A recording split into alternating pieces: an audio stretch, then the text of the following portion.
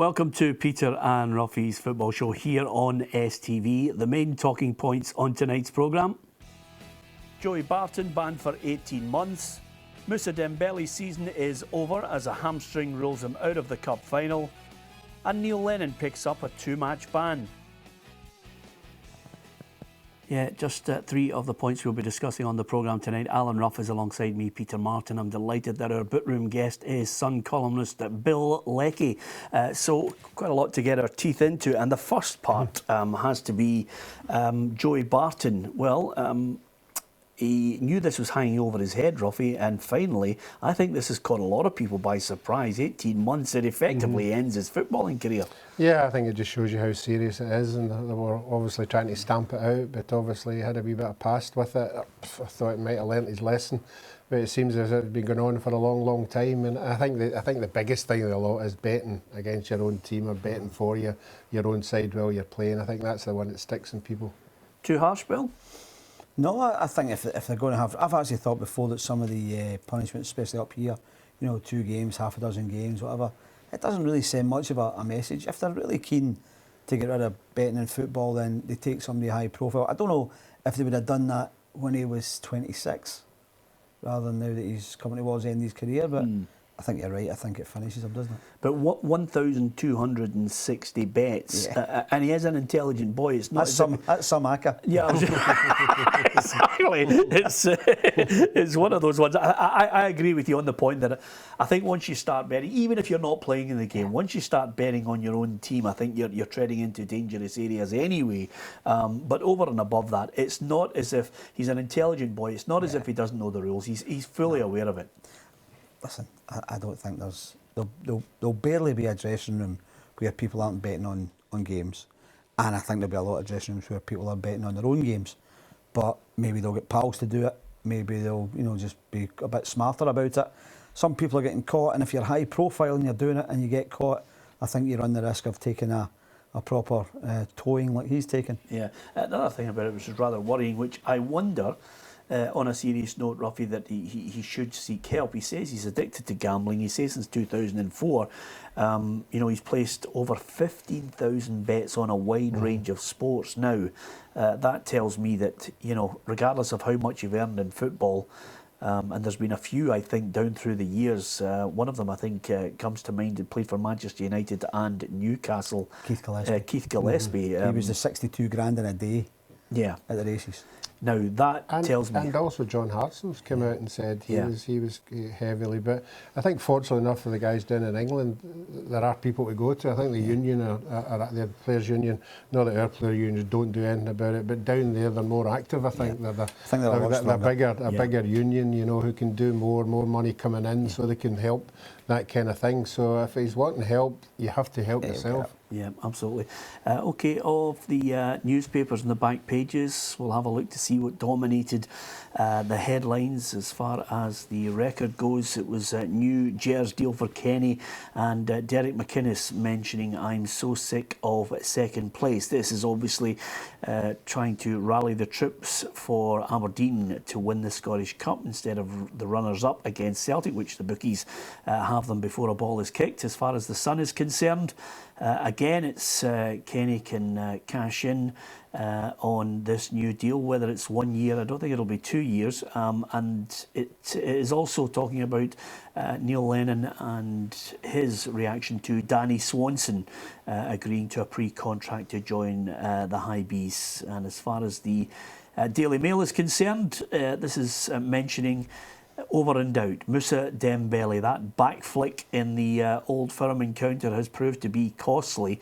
It's effectively the end of his season, Bill. I think the general feeling is that he's going to have to get ready for the qualifiers for the Champions League. Yeah, I think so. And it's a shame there's a cup final to come. For Celtic's point of view, big boost for Aberdeen, you would think. Watching the picture there, seeing that he was already wearing the cycling shorts, suggests that he had some issue in that area and he was trying to compress it. And if it only has taken a little flick of the boot, generally these things are, as you know, Ruffy, when you're running at full pelt. I've never run at full pelt. You're asking the wrong person. and the hamstring goes and you see them get the real tug. But he's just really flicked the boot out, and it's I think something's been niggling at him. I said just I was a wee bit surprised, with the equipment they've got now. And I mean, I know a hammy's a sore one, but you would think they obviously go and scan it and see what fibres have been torn. I mean, you're talking 5 weeks to the cup final. I think they'll be actively.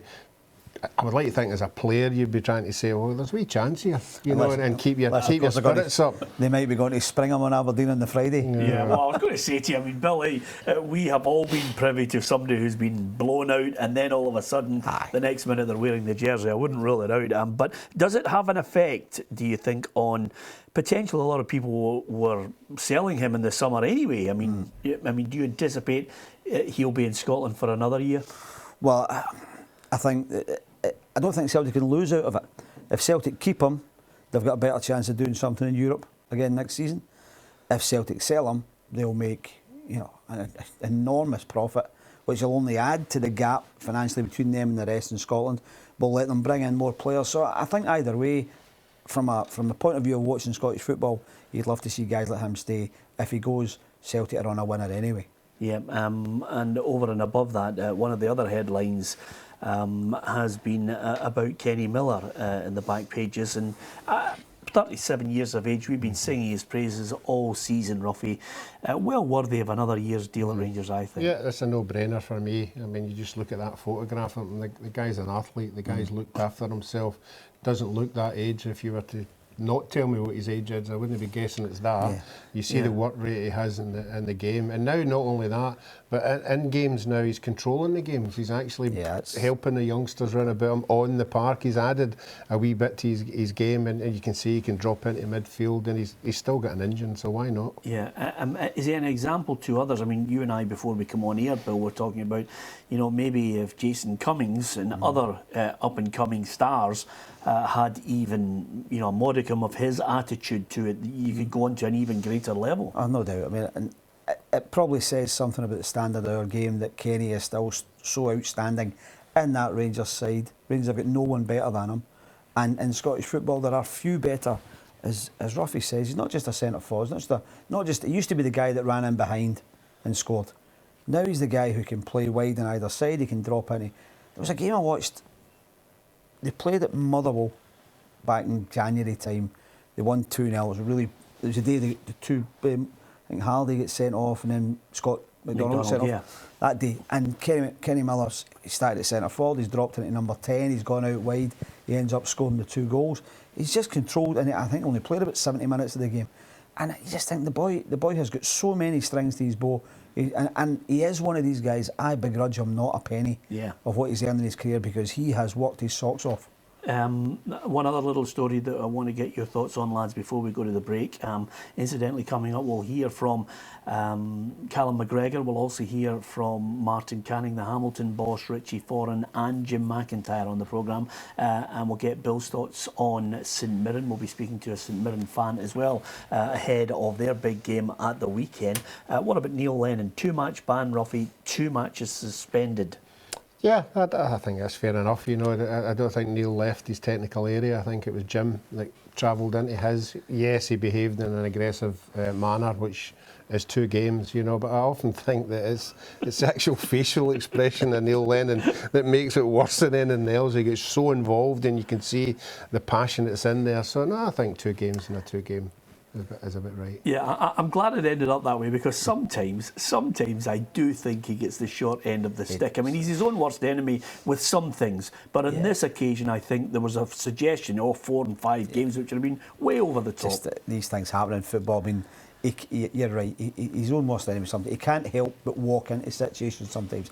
I actually think the bigger punishment for him that night would have been if they'd all moved out of the way and let him get to Duff. Yeah. And I think he'd have been out for more than 2 games then. Well, that was my point on it. I thought, Duff against Neil Lennon in a title eliminator, there's only one winner. And just to clarify, by being his own worst enemy, I'm only talking about in disciplinary situations. Absolutely. Because I can see that swarming all over social media on other issues with Neil Lennon, which is not what we're on about. So he's out for 2 games anyway. Hibs against Wraith Rovers tonight. We'll discuss that as as well. But there are some really tasty ties at the bottom end of the Premiership, which I'm really looking forward to. And over and above that, we've got a quiz question for you to test your knowledge in all things Kenny Miller. So he's been scoring goals for fun, but how many has he scored in the goal for Rangers in the Premier League? Have a little think about it, and we'll be giving you the answer before we say farewell.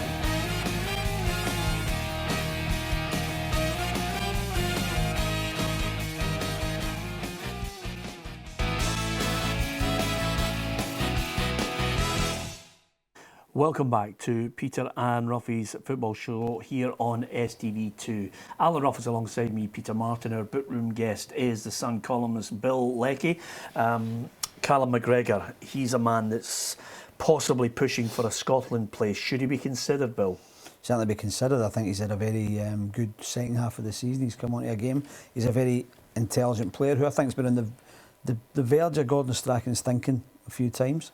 I'm not sure whether the likes of the England game would be the time for him, but yeah, I like Callum. He's a good player. I think we played the boy Kearney from Fulham against Canada, and he was the only success that night. And I'd probably say that if I was looking for a guy to throw into a bigger match, he'd be before McGregor. But I like Callum. He's a good player. Yeah, if he did indeed get a call up, it would be a huge bonus, according to the Celtic player.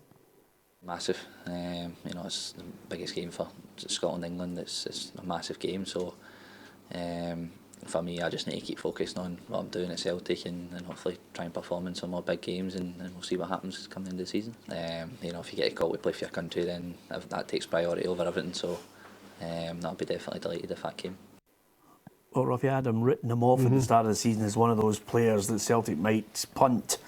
He's confounded many critics, and I thought the goal that he scored against Rangers was a class finish.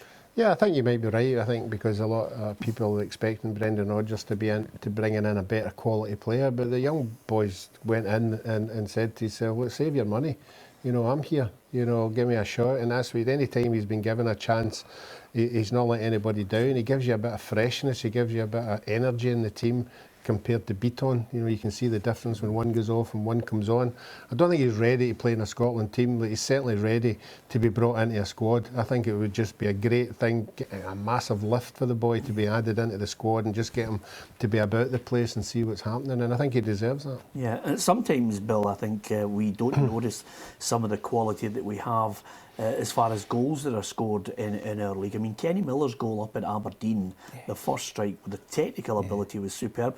McGregor's passed that ball into there. If that's a Dutch player, we're raving about it. Yeah, absolutely. I think we do get dragged down by the general kind of the general drop in quality there's been over the years up here. But individually, we have players like McGregor, who's good. Stuart Armstrong, who's one of my favourite players about the place. And say Kenny Miller has done tremendously well. There are players around the country who are excellent. I just wish there was a more general raising of the quality up towards these players. Yeah, McGregor with a goal to remember. Massive for me. I've been at this club since I was 9-year-old, and you dream of that days at Hampden and semi-finals, finals, and scoring against Rangers. It just doesn't get any better than that for a sort of young boy coming through the system. Been here since I was 9, and it just that moment when the ball hit the back of the net, it was unbelievable. Okay, you've got guys like Scott Allen that are going to come back to Celtic. Somebody's going to have to make a decision there. You've got Liam Henderson on the periphery as well. I mean, you've got the aforementioned Barton. There's a plethora of midfielders. Is he worthy of a deal on the basis of where Brendan Rodgers is trying to take Celtic? Yes, because I think one of the strengths that Brendan Rodgers has shown this season is his ability to make players better. Even the experienced players at Scott Brown, he's got more out of Scott Brown than people thought was going to happen. He's improved Armstrong to a great degree, and I think he's doing the same with McGregor. So why not carry that on? And if you're going to spend your money, spend it on the marquee players that will make a huge difference. If you're looking at players that might make a 10% difference, and get the 10% out of the guys you have who have that improvement within them. And McGregor's definitely one of them. Yep, I don't think he would be against signing a new deal at Celtic. Yeah, I've always wanted to stay. Even when I was maybe out of the team and not playing so much, it's still a great place to be. I've been here for so many years, it's kind of the only club that I know really. So for me to go on and kick on and hopefully get a new deal or stay, then that'd be excellent for me. This is a place I've wanted to be, especially this season when the managers come in. It's sort of breath of fresh air for us. You know that the way we're playing, everything just seems to be a feel good factor around the club. So it's a great place to be.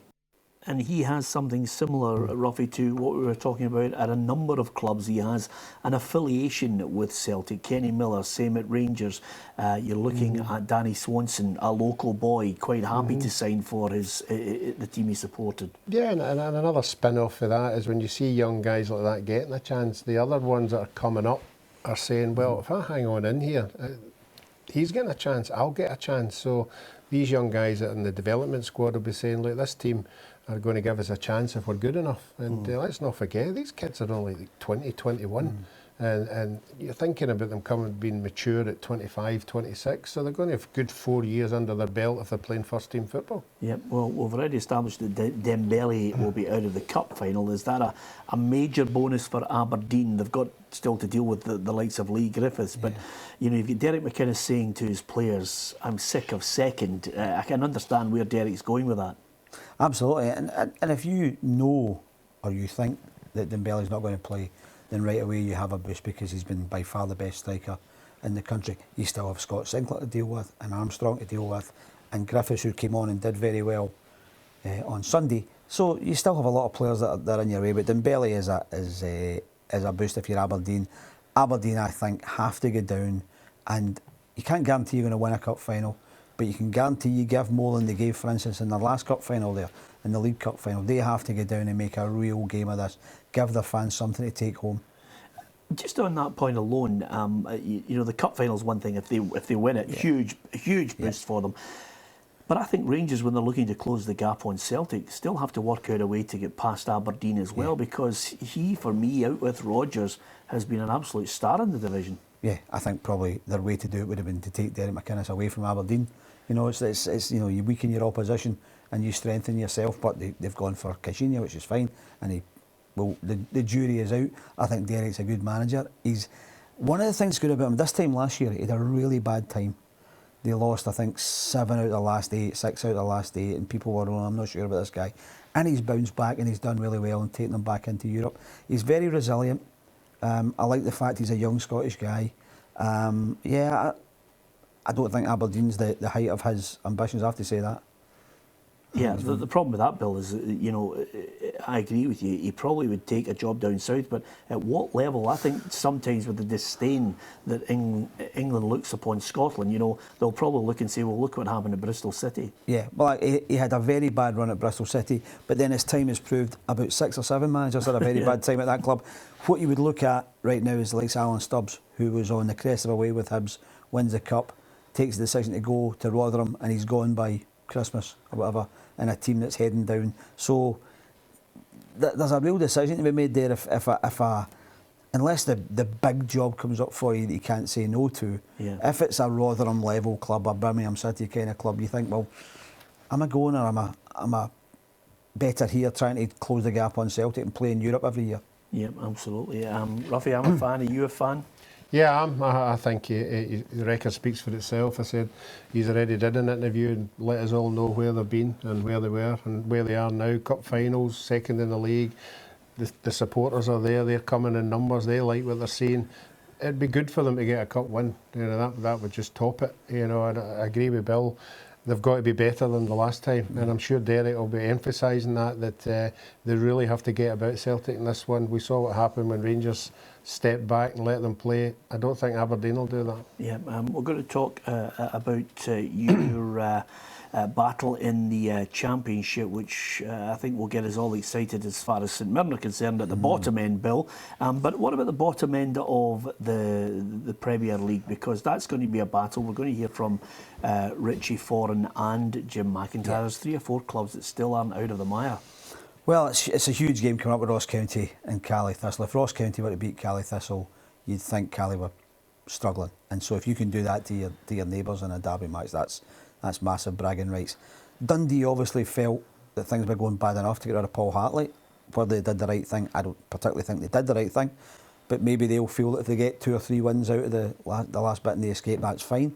Motherwell are so inconsistent, you just don't know. But it's Caley Thistle at the moment that everybody's looking at, saying, you know, one more defeat, and maybe it might be too much for them. Yeah, and are you of the opinion that this is one of those years where I actually think maybe, although the imbalance is that the Championship clubs have to play more games, but I get the feeling that there's not as it's not as secure in the Premiership in the playoff final this time. I don't think, if I was Dundee United, Falkirk, Morton maybe are running out of steam a little bit, but if I was Falkirk or Dundee United, for instance, and I had to play Caley Thistle or Hamilton or Dundee or any one of those four, Motherwell, I don't think I'd be losing much sleep. I'd be thinking I've got a very good chance. Yep. Okay. Coming up after the break, we will hear from Richie Foran, because the trapdoor is opening wider for Inverness Caley Thistle. Can they escape it? Well, I suppose you need a Highlands Derby like a hole in the head. We'll hear from Jim McIntyre as well. Martin Canning is calling on his players to step up to the plate. You know what Ackies are like. They always manage that last-minute escape. So we'll be discussing that.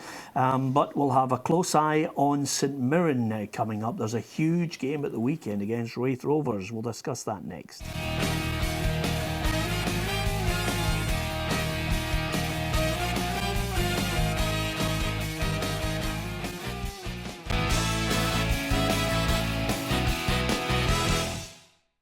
Welcome back to Peter and Ruffy's Football Show here on STV2. I'm delighted to see our bootroom guest is Sun columnist Bill Leckie. I think most of us have a weekend, Ruffy, where we look forward to some very special games, but there are occasions when we take ourselves out of the firing line and then put ourselves right into the fire. And I'm going to suggest to you, Bill Leckie, having completed the London Marathon myself, and you've done it too, the weekend must have been the most difficult one of all time for you. 18 miles, your knee's gone, you're in agony. I mean, talk us through what it must have felt like for you. Well, it's difficult because back in about 2003, I did my knee in and ran the New York Marathon, which I know you've done yourself as well. And I went to see the physio and said, by the way, it won't need an op as long as you never do this again. So since then, I've done the London Marathon 2005, 7, 9. And 10. I then climbed some volcanoes in Ecuador in 2011, did the Great Wall of China 2012, won the marathon 13 and 14, cycled across Vietnam and Cambodia in 15, trekked through the Arctic Circle this February, then did the marathon there. So physio was just sitting there going, why am I talking to this guy? Yeah. So it finally gave in. My right knee's been going for a long time, and about 18 miles in on Sunday, not helped by the fact that I was wearing a giant foam rubber coffee mug suit. The lining of my kneecap ripped. So yeah, Ruffy. I mean, the picture deserves tremendous credit. I mean that is Bill. Superb.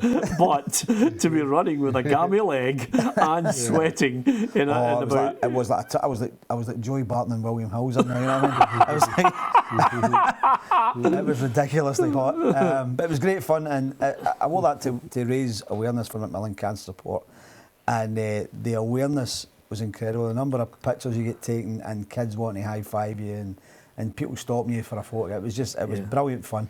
But I mean, 18 miles, Ruffy, you know, at that point you're saying to yourself, when you're in pain, when you're in agony, I mean, as one of the runners found in the last, 300, 400 yards, you know, you need help if there's nothing in the tank, or if you're in pain and you cannot lift your legs, there's no way forward. Yeah, I think that must be the most disappointing, all the training, the effort you put in, you know, in the nights and the days of slogging it out and doing so many miles, and then you get that far and it's just taken away from you. It must be horrible. There's a guy still doing it at the moment. There's a guy who's doing it on all fours in a gorilla suit, who was halfway through it yesterday.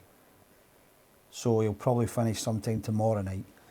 Wow. Which is staggering. It is. I mean, I think the demoralising part, Ruffy, it has to be when the man in the scuba diving suit runs past you. Then you're praying it's Steve Cram. Yeah. My hammy went when he was explaining a couple of marathons that he'd already done. Yeah, but it takes a special kind of madness. But full marks to you, because I know over the years you and it takes a special kind of madness to hang about with Des McKeown on all these ventures. You know, the last thing you want to do going to any physical event is hang about with somebody thin. Anyway, on that point, talking of the long marathon, it's certainly one for St Mirren. This weekend is huge in the Championship. I mean, obviously, the game's up and running now between Hibs and Wraith Rovers. Wraith Rovers find themselves in the mire, but, it could all be so different by the weekend, but St Mirren need the win. Do you know what, Peter? 29th of April, Saturday, 17 years ago to the day, St Mirren played Wraith Rovers at the old Love Street to win the league and got into the Premier League. And I think this game is more important than that, because lose this one and St Mirren will probably be in a play-off, maybe worse. And I just think it's just an enormous game for everybody connected with the club, every fan. And for Jack Ross and his players to be where they are now from early January, when I think a dozen points adrift at the bottom and looking utterly hopeless, since then he's got them to a quarter-final of the Scottish Cup, where they played very well at Parkhead, the final of the Challenge Cup, or the Iron Brew Cup now, and back to have a possibility of not even being in the playoffs, but to actually stay up altogether. I think he's done remarkably well, but it is very, very squeaky right now, isn't it? Yeah, absolutely. I'm glad you mentioned that, because we caught up with David McDonald, who's a St Mirren fan, and mentioned that it is indeed, to quote an old St Mirren manager, squeaky bum time. No, absolutely, yeah. 2 games to go, and a little bit of nerves, I think, across the club, but also, a total belief in this group of players that we can get out of this now. Yeah, from a personal point of view, and maybe some of your St Mirren mates, what's your view on the weekend? Was it particularly galling to take that late winner from Dundee United? Yeah, I think the game on Saturday was a very tough one to take. I think the first goal, when you look back, it was an unbelievable decision from the referee to allow the player to go forward. A great finish from Mickelson, no argument there, but should have been pulled back for one, if not 2 fouls in the build-up to the goal. We hauled ourselves back into the game, then lost a ridiculous goal because the goalkeeper picked a pass back up, which again is our own fault. Hauled ourselves level again, and to be fair to Jack, he threw everything kitchen sink at Dundee United to get that goal, and then to get caught in the last minute was a real tough one, but it's our first defeat in 8, so we can't really be too downhearted. And Dundee United away is the hardest away game in the division at the moment. Since he joined, I've always maintained that I thought St Mirren would get out of it. I thought they at least might have to play a playoff. I still think they're going to get out of it, but you couldn't pick a more nail-biting end. Wraith, first of all, on Saturday. Yeah, I think the game on Saturday is one we have to win. I don't think there's any doubt about that. Hibs away we'll kind of deal with when it comes, but we know we have to beat Wraith on Saturday. If it comes to it and we end up in the playoff, then so be it. We'll take our chances, as long as we don't end up in the bottom slot, and it does look fairly likely that won't be the case. But then you never know now with Hibs obviously in with their slippers and cigars on. You really don't know what's going to happen there, both tonight and on Saturday when they play Wraith and then Ayr. Yeah, I'm glad to hear you suggest that Neil Lennon will allow them to put the slippers and cigars on in the first place. But nevertheless, I'm sure every St Mirren fan will be hoping they've downed tools by the last game of the season. What have you made of Jack Ross since he came in? He's been outstanding. I mean, I think when he first arrived at the club, we didn't get the bounce that we all hoped that we would get. It did take him a while. In January, he completely overhauled the squad though, and it was a 20-player churn, 10 in, 10 out, and ever since then, since the end of January, it's been brilliant and it's been fun again. We've been through a hard time since we won the League Cup in 2013. We've had year after year of just abject misery. So it's been great to enjoy our football again, and the style of football we're playing, the positivity about everything to do with the club has been fantastic since the end of January. So there's a lot of love for Jack at the moment. The fans are all completely behind him, completely behind the team. And although the league table doesn't lie, we are in a playoff position at the moment. We're down to the third tier, which for a club of our size is embarrassing, to be honest. But the positivity around the place is unbelievable at the moment, and everybody's in a good place, as bizarre as that sounds. Who's been your star man? I think Stephen McGinn coming back has been the catalyst for the change for me. We needed a leader on the park. He has been, magnificent since he came back. He's got the club at heart. He loves the club. He's a winner. He wants to win every single game, and the fans identify with that. And he's bringing people around him. He's allowed Stephen Mallon to have a lot more freedom, which is what he wanted and what he needs. He's a fabulous player. Lewis Morgan, another young player, Callum McGregor. We've got a lot of young academy players in there, and they've all come up to the mark when we've needed them. Now we just need to hopefully go over that line, and then hopefully look forward to better times next season. Okay, I can't let you go, David, without a prediction for Saturday. How's it going to end? I think we'll win on Saturday. I think we'll beat Raith 2-0. And I also think we'll beat Hibs at Easter Road. So there you go. Positivity for me as well. Yeah, there you are. What about that? A confidence in Mirren fan? You can't argue with a confident man, can you? Well, I think if someone beat Raith on Saturday, I think we'll be okay because Raith play Ayr in the final day. By coincidence, we all have Hibs to play. So Raith are playing them as we speak. Ayr play them on Saturday at home, then we go to Easter Road on the last day of the season. So that if somebody pulls off a wee surprise result against Hibs, that might turn things around. But I think if we can beat Raith on Saturday, we'll be all right. Yeah, this is the nail biter for me. Yeah. I think this is the key game. I don't envy any of the players of any of the teams with 2 games to go. It's not a great ideal position to be in. There's going to be a lot of nerves. It's great for the neutrals, Ruffy. It certainly is, but I mean, as the supporter said, there are a lot of young players, in these teams, and to not come out the right end of this, could set them back a couple of years. But this is the time when you look about the dressing room and you look at the experienced players, you look at the match winners, and I think every club has got one of them. They need to be counted in the games coming up. Yep, it is indeed going to be tense. We'll be covering that game at St Mirren against Raith Rovers on Saturday. You can join us STV2 at 2 o'clock and you'll get myself, Gordon Smith, Alan Ruff and Hugh McDonald reacting to all the goals as they hit the back of the net. After the break, we'll look at the bottom end of the Premiership.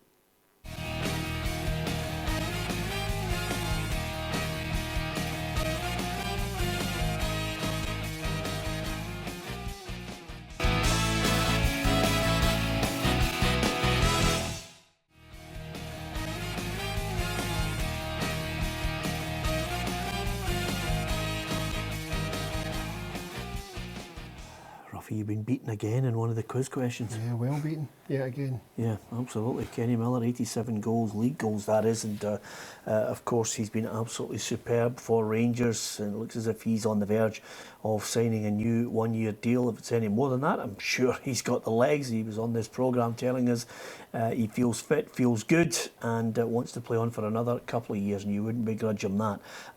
Okay. We're going to switch our attention to the bottom end of the Premiership. Friday night, Highland Derby, Ross County, Inverness. Doesn't get any better the way the leagues have worked out.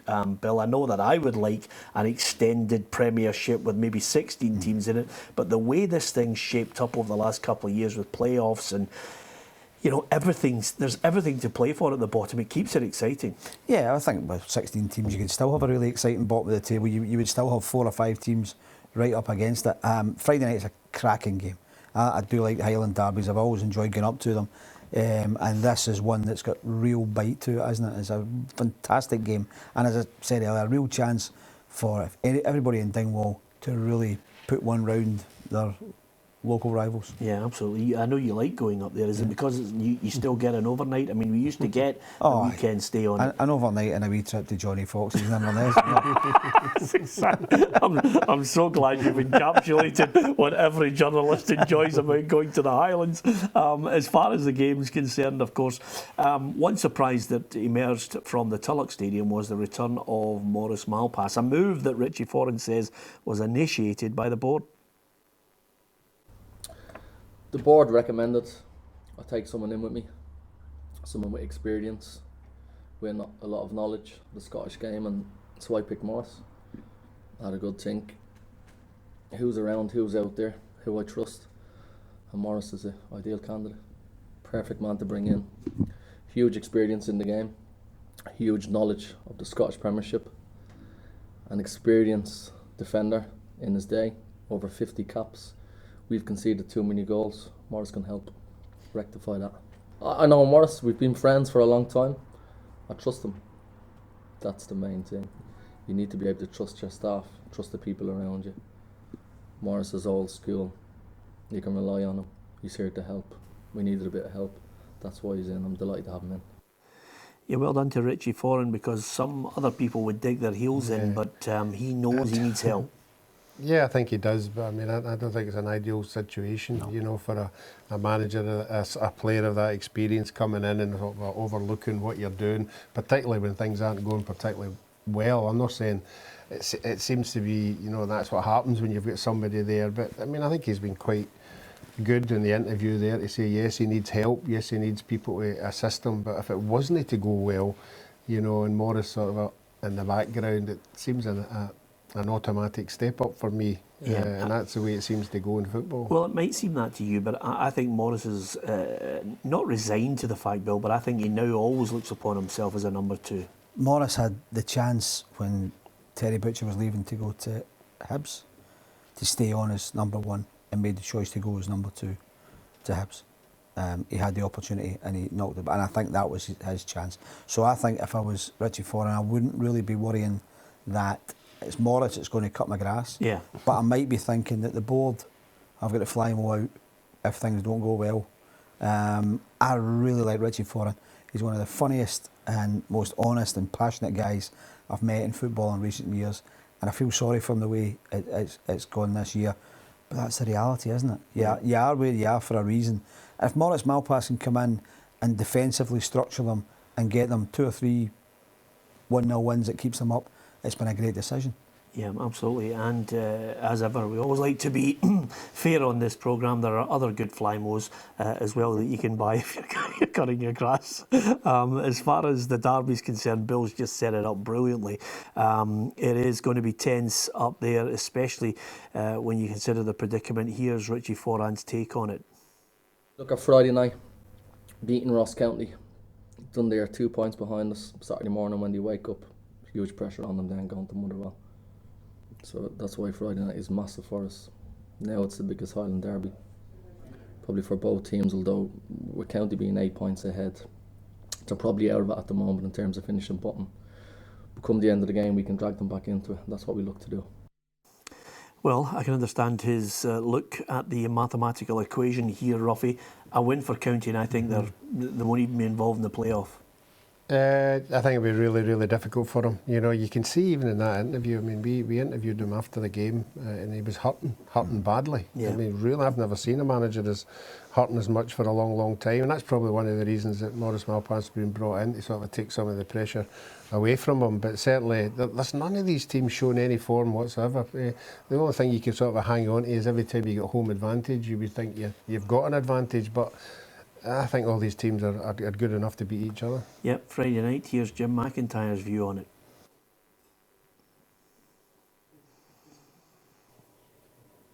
Okay, we'll come back to that Jim McIntyre video. As far as County are concerned, I mean, one guy was in the stand with a McIntyre out a couple of weeks ago, and I thought you need to have a long, hard look at yourself. Do you know what? He is the last man standing of all the managers who won major trophies in Britain last season. Of the Scottish Premier League, Scottish Cup, Scottish League Cup, English Premier League, FA Cup and English League Cup. He's the only one that's still in his job. The rest have all gone. And that tells you the guy is doing a great job at Ross County. Yeah. And he's again, like Foran, honest as the day is long. If you want to stand up in the crowd at Dingwall after, you know, you're less than a generation away from being in the Highland League, and you want to stand there and say, get rid of your manager who just won the League Cup, then good luck to you, pal. Yeah, absolutely. You know? Here is indeed Jim McIntyre. I wouldn't say the magnitude of this derby is any different to any other. It's important that you do well in your derby matches, and we've done well this season. You know, Inverness predominantly over the last couple of years have held the upper hand. This season we've picked up more points, and we want to continue that on. Obviously, both clubs with 5 games to go are needing the points. You know, and it's going to be a battle. It'll be a scrap. There's no doubt about that. And I think it's about who concentrates on just playing the game. You know, don't think too much about the occasion. Play your own game. and hopefully we get our tactics spot on and get it right. Well, the one saving grace for Jim McIntyre is he has a good chairman. Yeah, he certainly has. He's backed him every time, and I think Jim's went in there and steadied the ship. He's sort of stayed away from that mass in, mass out. He's trying to identify players who will be there for 2-3 years. So I'm sure the owner will be happy with that he's not wheeling and dealing. And maybe they just need a wee break this year, and they'll just hang on in there and get another year under their belt. So that's what they'll be hoping. But none of them will want to end up obviously relegated, but there's still that playoff. You might get away from that, but there's another one hanging round the corner. You've got 2 battles you need to win, one not to be last and one not to be playoff. Okay, who wins it? I think home advantage. I think they've got the players there that they've got goal scorers in their team. I don't think Inverness have got as many a threat, so I'm going to go for Ross County. Yeah, I think Ross County will win it. Okay, a couple of points I want to get from you guys before we finish. David Moyes charged by the FA with this, what we call it, slapgate, the mention to the female reporter. I can only defend him as a person and know that, that he doesn't really treat anyone with contempt. This is something that I think he regrets deeply. Yeah, I think he has to in this day and age, but I think again, it's all. I only heard it, I never saw it. But the reaction to when it happened was jovial. It was everybody was laughing. The lady who was brought into it laughed as well. I can see where it was if she was really hurt about it and she objected to it. I can see why. But in the whole scheme of things, it seemed to be a light-hearted moment between everybody who was in that place. Yeah, is it too harsh on him? I think if any of us say it's not too harsh, someone out there will say, so it's okay to threaten to slap a lady, and I don't think he was threatening, but you can't get past the literal interpretation that a lot of people have on that. Yeah. And in a kind of PC world, not the computer shop, but I think other computer shops are available. See, you're getting it. I think the FA will look at it and say, we have to charge this guy or we'll be in trouble. Yeah. So. Okay. To finish, Ruffy, can you believe it? 25 years ago, Leeds United won the old First Division, the last team to do so. Howard Wilkinson, what a team.